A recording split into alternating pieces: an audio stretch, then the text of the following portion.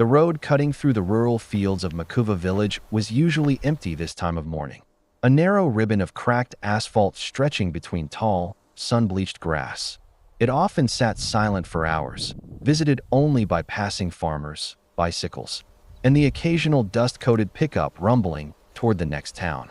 On most days, it was peaceful, predictable, ordinary. But on this morning, something broke that ordinary rhythm. Something small, something injured, something that should have never been here at all. The sun was still low, casting long shadows that spilled across the road like dark water. Barrett, a local mechanic who spent his days fixing old trucks for nearby farms, had pulled over to check a rattling noise in his engine. He stepped out of his white pickup, the morning breeze brushing against his shirt, carrying the scent of dry grass and distant animals. He had barely taken 3 steps when he heard it, the sound so faint it almost dissolved into the silence of the countryside at a weak thud, then a dragging scrape, then a trembling whine. Barrett froze. He turned, scanning the road. At first, he saw nothing, just the pale outline of the horizon, the swaying grass, the cracked pavement below him. Then his gaze dropped lowered. That's when he saw it, something moving. Barely, a small shape pushing itself across the road, inch by painful inch, as though its body no longer remembered how to hold itself up. Barrett squinted. His chest tightened. A lion cub, not running, not playful, not full of energy as lion cubs usually are. This one was injured, badly. The cub's tawny fur was matted and dirty, clinging to its small frame like damp cloth. Its ribs were visible through its skin. One paw lifted off the ground with a tremor every time it tried to crawl forward, and its hind legs lagged behind, dragging uselessly through the dust. It was the kind of sight that stopped a man's heartbeat. The cub paused, exhausted, and collapsed onto its belly. Barrett's breath caught. A lion cub shouldn't be alone, ever. A mother lion never left her cubs unless something disastrous had happened. And a cub this young, this small, this broken, it meant only one thing. Something unimaginable had happened to its family. Barrett took a cautious step closer. The cub's ears twitched. Its head lifted an inch off the cracked pavement.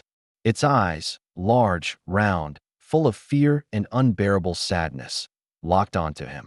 Then something happened that Barrett would remember for the rest of his life. The cub lifted its front paw, not to swipe, not to threaten, not to defend itself, but to reach for him. A plea. A fragile, trembling plea for help, just like the image before him. A small lion cub sitting on the road, one paw lifted toward the man standing above him. The moment felt impossibly surreal, as if the animal was begging. Barrett's heart slammed against his ribs. Every instinct told him this shouldn't be happening. Wild cubs didn't approach humans. They didn't ask for help. They hid. They ran. But this one didn't have the strength to hide. It needed him. The cub let out another desperate whine, thin, cracked, barely audible, and tried to lift its paw again, as though it was calling him closer. Barrett stepped forward slowly. The cub flinched at the movement, just slightly, but it didn't retreat. It couldn't. Its body had reached the limit of pain and exhaustion. Its hind legs dragged limp, leaving a trail in the dust behind it. A fresh wound cut across its left flank, raw and red. Its breathing came in short, uneven bursts. Barrett crouched down, careful, steady. The cub's gaze stayed locked on him. Up close, the damage was clearer. Claw marks, maybe from a hyena or leopard. Dirt embedded in its fur. A swollen paw, and the unmistakable tremble of starvation. It had been alone for too long, fighting for too long, barely surviving. And now here it was, lying on a cracked rural road. One tiny paw raised toward a stranger like a child, begging for its father. Barrett swallowed hard. He slowly reached out his hand. The cub didn't pull away. Instead, almost impossibly, it leaned forward and pressed its trembling paw into Barrett's palm. The contact stole his breath. The paw was warm but weak, quivering with fear and pain. The cub released a shaky breath as if the simple touch was enough to loosen the grip of its terror. Barrett lifted his eyes toward the fields. No movement. No lioness. No signs of pride. Just emptiness. This cub was truly alone. He knew what that meant. In the wild, a cub without its mother didn't survive. Especially not in this condition. Every second counted. Barrett gently slid his arms under the cub, careful of the injured leg. The cub whimpered, but didn't struggle. Instead, it curled slightly toward him, pressing its face weakly against his shirt as if clinging to the warmth he offered. Barrett rose to his feet. The cub secure in his arms, it weighed almost nothing. A lion. Cub, future king of the savannah, reduced to a fragile little body light enough for a man to carry with one arm. He opened the truck door and placed the cub gently on the passenger seat. It let out a soft, broken exhale, sinking into the worn leather, eyelids drooping from exhaustion. Barrett grabbed a spare shirt from the back seat and tucked it around the cub for warmth. For a moment, he just stood there, one hand hovering over the tiny body, stunned by the reality of what had just happened. A wild lion cub had crawled out of the grass, crossed the road, dragged itself toward him, and begged him to save its life. The drive to the local wildlife station was long, but Barrett didn't waste a second. He floored the accelerator, dust flying behind the truck as it sped down the empty road. Every few minutes, he glanced over at the cub. Its breathing was too shallow. Its body shivered with fever. Its little chest rose and fell in uneven rhythm. The cub's eyes fluttered open once. Just once. It looked at him, not at the moving scenery, not at the light, not at the world outside. It looked at him, and Barrett felt something shift inside him, a sense of responsibility he never asked for but couldn't walk away from. Now, the wildlife station came into view, a small cluster of buildings surrounded by high fences and shade netting. Barrett pulled in so fast the gravel scattered beneath the tires. The staff, startled by the sudden arrival, rushed out. Dr. Kamali, the leading wildlife veterinarian, approached immediately. When Barrett opened the truck door, her expression changed instantly from confusion to shock. "A cub," she whispered under her breath. Not just any cub. A starving, broken, traumatized cub who should have never survived long enough to reach a road. Barrett carefully lifted it again. The cub whimpered, paws limp, head falling against his chest. The vet guided him inside, clearing a table while calling for assistance and equipment. Under the bright examination lights, the sight became even more heart-wrenching. Puncture marks, deep bruising, a likely fracture in the hind leg, dehydration severe enough to threaten organs, pulse weak, temperature high. It was a miracle the cub was alive. The vet cleaned the wounds, administered fluids, and stabilized the fractures. The cub never once bit, hissed, or fought. Instead, it did something no one expected. It kept looking at Barrett, even as pain twisted through its small body, even as needles pierced its skin, even as strangers lifted and touched and treated it. Its gaze always drifted back to him, like he was the one constant in a world falling apart, like he was the one thing it trusted, like he was the only reason it was still holding on. When the treatment was done and the cub lay wrapped in blankets, barely conscious but stable, Dr. Kamali turned to Barrett. "However this cub found you," she said quietly, "it wasn't random. It came to you because it believed you would help. And by the look of it, you saved its life by stopping when you did."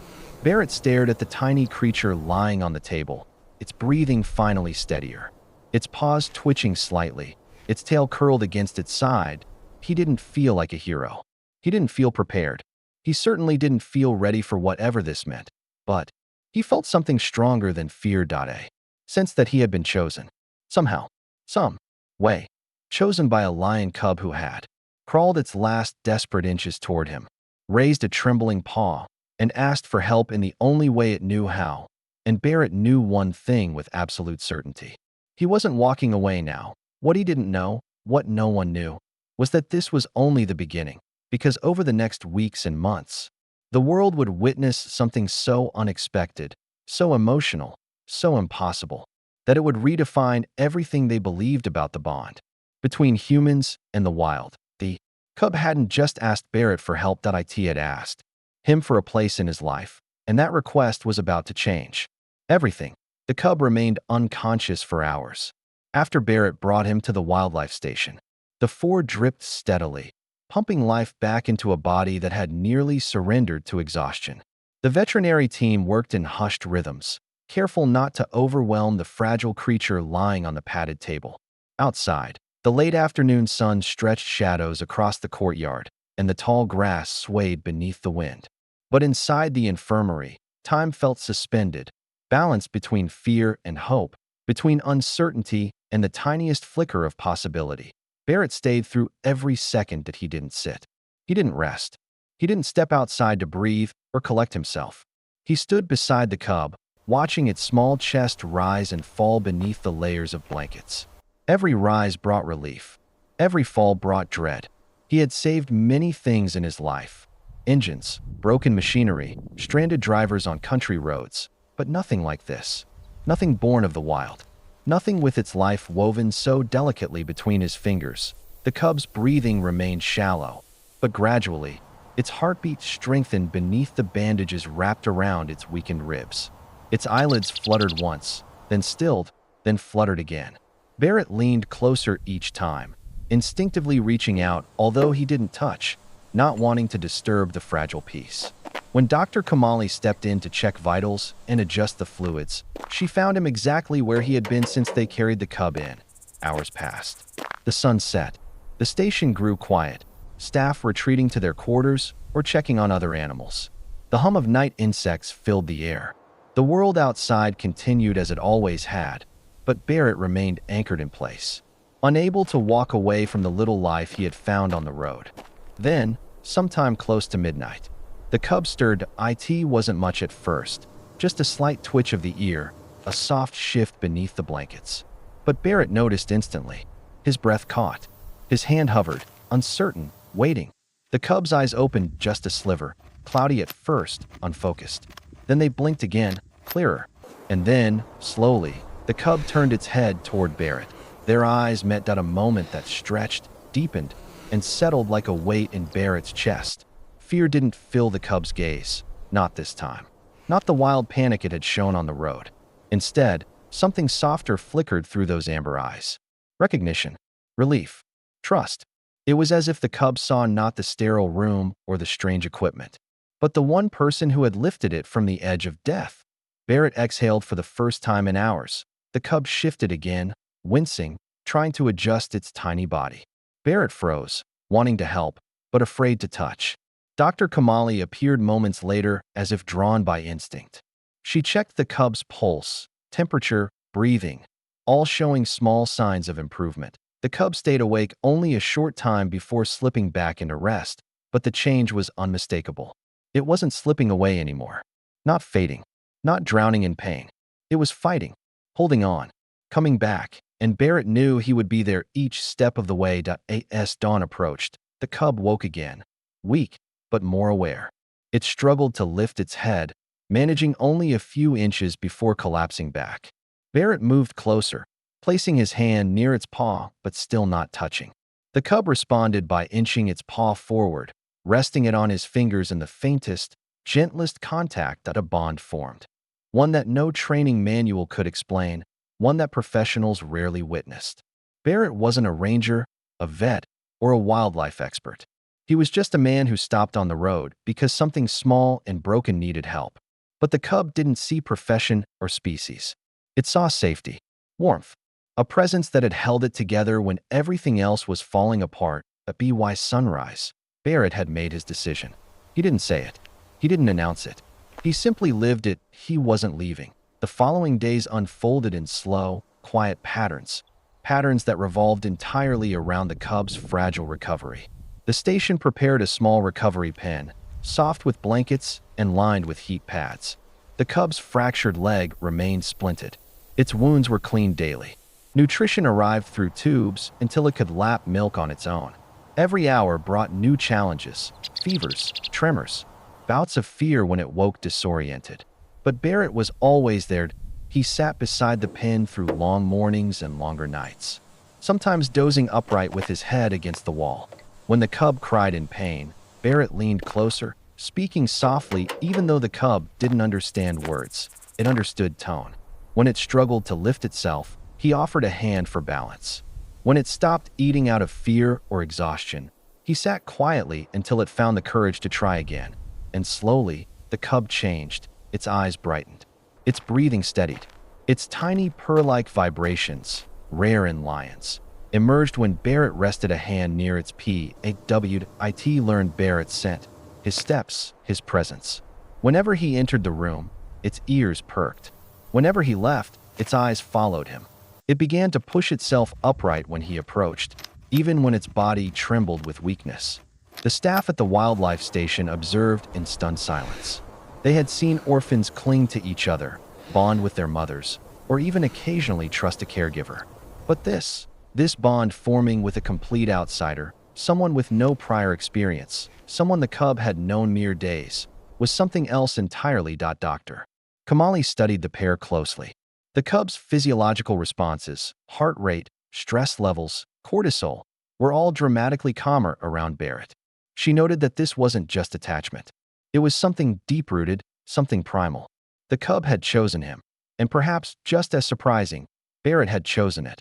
After 1 week, the cub could stand for a few seconds at a time. Injuries still limited its movement, but the spark in its eyes had returned. It explored the perimeter of the pen in unsteady steps, sniffing at everything with curiosity that hadn't existed before. The blankets, the walls. Barrett's boots point one afternoon, as Barrett leaned over the pen to change a blanket. The cub attempted a movement no one expected. It tried to lift its paw onto his arm, the same gesture it had used on the road. A plea, a request, a silent message only Barrett seemed able to understand. He slid one arm under the cub, supporting its fragile frame, and the cub pressed its head into his chest. The staff held their breath, not out of danger, but out of awe. The cub's tail twitched weakly, its body melting into Barrett's hold as though the warmth of his chest was the only place that felt safe. The message was unmistakable. It didn't want blankets. It didn't want comfort from the room. It wanted him. From that day on, the cub refused to rest unless Barrett was near.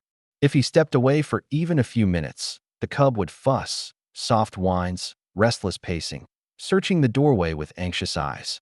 But the moment he returned, the cub settled instantly, curling against the edge of the pen closest to him. It shouldn't have been possible. Not for a wild animal. Not for a creature meant to grow into a predator. Not for a species hardwired to fear humans. But nature was rewriting its own rules. Barrett didn't fully understand it either. He only knew that each time the cub pressed its small head into his palm, something inside him tightened with emotion he hadn't expected. Some instinct older than logic whispered that this tiny life needed him in a way that went beyond rescue. The cub began to heal faster than anticipated. Every improvement brought new behaviors that stunned the staff. When Barrett arrived in the morning, the cub attempted to vocalize softly. Not a growl, not a hiss, something closer to a tiny rumble of greeting. When Barrett sat beside the pen, the cub leaned against the mesh closest to him, paws resting against the barrier. When Barrett placed his hand through the opening, the cub nuzzled it, rubbing its face like a domesticated animal seeking affection. The wildlife staff exchanged looks filled with disbelief. Lions weren't supposed to behave like this.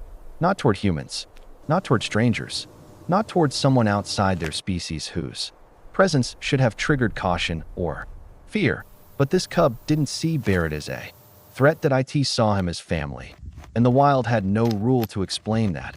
Week 2 arrived with a significant milestone. The cub's appetite returned with surprising vigor.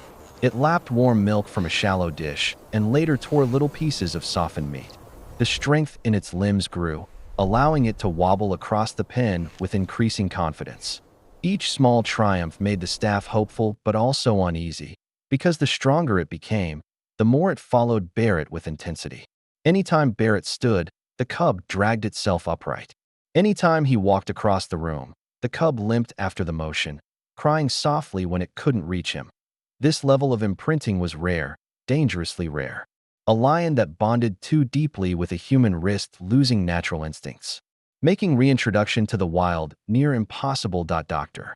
Kamali began preparing to discuss this with Barrett, how dangerous the bond could become, how complicated the future might be. But before she could gather her thoughts or find the right words, something happened that changed everything. On the morning of day 15, Barrett stepped into the recovery room as always. The cub didn't greet him immediately. Instead, it remained curled in the corner, its back rising and falling faster than usual. A tremor ran through its body, subtle at first, then stronger. Barrett rushed to its side, heart tightening with fear. When his hand reached the cub's back, it trembled harder, but not in pain. In anticipation. The cub turned toward him, wobbling to its feet. It leaned heavily on its good leg and braced its injured one. Then, with a shaky breath and every ounce of strength it possessed, the cub pushed upward that it tried to stand fully. Not for exercise. Not for food. Not for instinct. It tried to stand because Barrett had walked in. The staff froze. Dr. Kamali covered her mouth. Barrett dropped to his knees, hands hovering, afraid to interfere. Watching the cub fight gravity as though rising onto four legs was the only thing it wanted in the world. Slowly, agonizingly, the cub lifted itself. Its hind legs trembled violently. Its body shook with effort. Its front paws pressed hard into the blanket for balance. And then, it stood, just for a few seconds, just long enough to take one small, staggering step forward. It collapsed into Barrett's arms, breath trembling, body exhausted, but eyes shining with unmistakable triumph. The staff didn't celebrate with noise or applause. No one dared to break the sacred silence of the moment. The cub had done the impossible because the one person it trusted had walked into the room, and that moment revealed a truth Barrett had been avoiding. This wasn't just rescue. This wasn't temporary. This cub wasn't healing because of medicine or treatment. That it was healing because it had chosen him to be its anchor, its safety, its entire world. And the wild had one more twist coming, something that would push Barrett into a choice he never imagined making. Because soon, very soon, the lioness would return. And when she did, everything Barrett thought he understood about loyalty, instinct, and love would be tested in the most unexpected way.